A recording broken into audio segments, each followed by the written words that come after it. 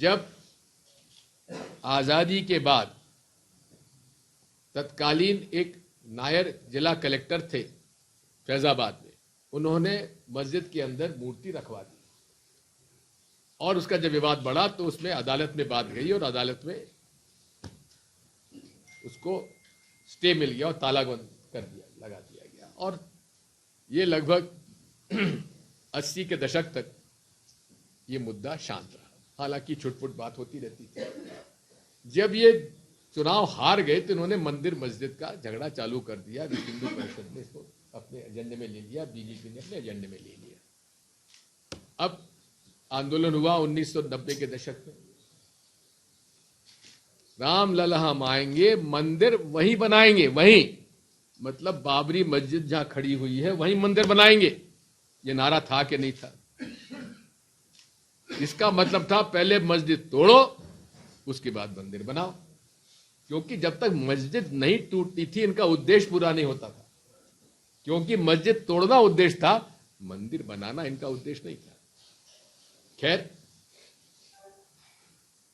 तत्कालीन भाजपा सरकार उत्तर प्रदेश की सुरक्षा नहीं रख पाई, मस्जिद टूटी। नरसिम्हा राव जी प्रधानमंत्री थे, रामलला की मूर्ति की सुरक्षा के लिए उन्होंने वहां पे टेंट लगवा दिया, गार्ड बैठा दिया और कानून बनाया देश में कि भाई इस तरह का विवाद अब आगे ना हो। तो वहां पे कानून पाया कि साहब 1947 देश जब आजाद हुआ था तो जो जिसका पूजा स्थल है उसमें कोई फेरबदल नहीं होगा, ये गैर कानूनी होगा। और साथ में उन्होंने ये तय किया कि हम लोग जो ढांचा, विवादित ढांचा, उसको रहने दीजिए, वो अदालत में अटका हुआ है। उन्होंने कहा कि हम इसको राजनीति से अलग करना चाहते हैं और राजनीति से अलग करने के लिए उन्होंने चारों पीठों के शंकराचार्य जी और रामानंदी संप्रदाय के स्वामी रामनरेशाचार्य जी 5 लोगों का सदस्यीय रामालय न्यास का गठन किया और केंद्र सरकार ने जो अविवादग्रस्त भूमि थी उसका अधिग्रहण करके करीब 60 एकड़ जमीन उन्होंने उसके लिए सुरक्षित कर दी। और सब पार्टियों ने उसके बाद ताला खुला, इसकी पहले मैं भूल गया, ताला खुला। अदालत डीजे साहब ने, फैजाबाद डीजे साहब ने ताला खोलने के आदेश दे दिए, ताला खुल गया।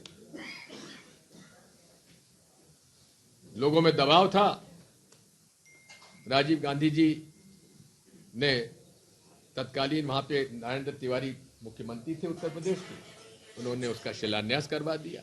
अविवादग्रस्त भूमि में शिलान्यास हो गया, अविवादग्रस्त, क्योंकि विवादग्रस्त भूमि अदालत में अटकी हुई थी।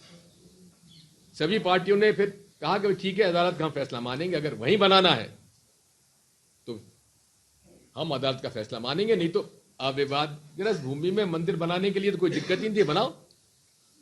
लेकिन वहां नहीं बनाना था, हमको तो वहीं बनाना था। विश्व हिंदू परिषद इसमें अड़ी हुई थी, भाजपा अड़ी हुई थी, आरएसएस अड़ी हुई थी।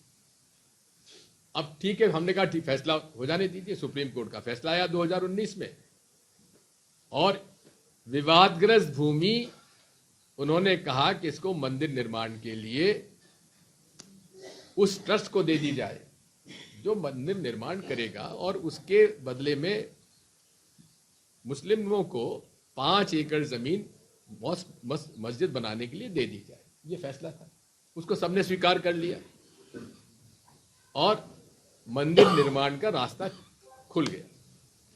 अब मंदिर निर्माण किसके माध्यम से हो, हम लोगों ने मांग की।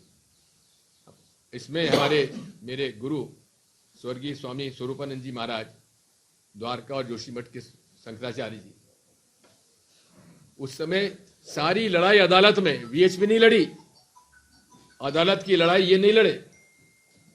कहीं भी लड़ाई लड़ने वाले स्वामी स्वरूपानंद जी, मुलायम सिंह जी सरकार में उनको नजरबंद चुनार के किले पर रख दिया गया था। शंकराचार्य जी जिन्होंने की आजादी की लड़ाई में ब्रिटिश हुकूमत ने जेल किया और राम मंदिर निर्माण के लिए उन्होंने जेल जाना पसंद किया।